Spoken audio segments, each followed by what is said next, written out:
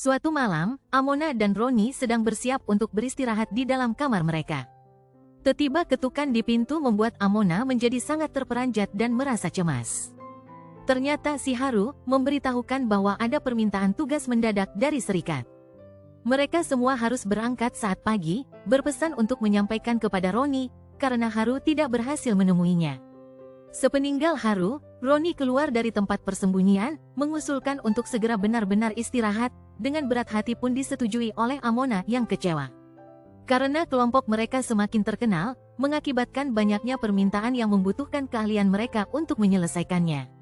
Amona tidak mempermasalahkan limpahan tugas, menyadari juga waktu untuk dirinya sendiri menjadi jauh berkurang. Menyukai adanya pertambahan penghasilan, tetapi lebih menyukai kebersamaan dengan Roni sang kekasih. Keesokan paginya, Roni terkejut mendapati Amona yang kini berada di kamarnya. Juga keheranan karena Amona berhasil membuka kunci kamar, tetapi si gadis meminta sang kekasih untuk dia menikmati saja, karena mereka cuma ada sedikit waktu sebelum berangkat tugas.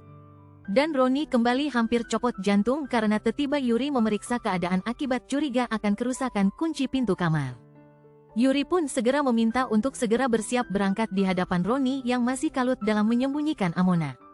Dalam tugas petualangan, Amona yang semakin frustrasi, masih mencari yang dia inginkan dari si Roni. Tetapi karena beratnya tugas dan permintaan yang terlalu mendadak, Roni meminta sang kekasih untuk membantu dalam menghangatkan suasana hati.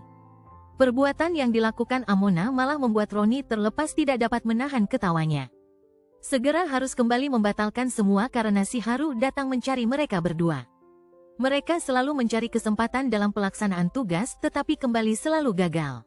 Dan itu malah membuat Amona menjadi semakin jengkel dan frustrasi. Pada saat istirahat di perkemahan, Amona dan Roni pun bertengkar, karena Amona selalu gagal mendapat yang dia idamkan.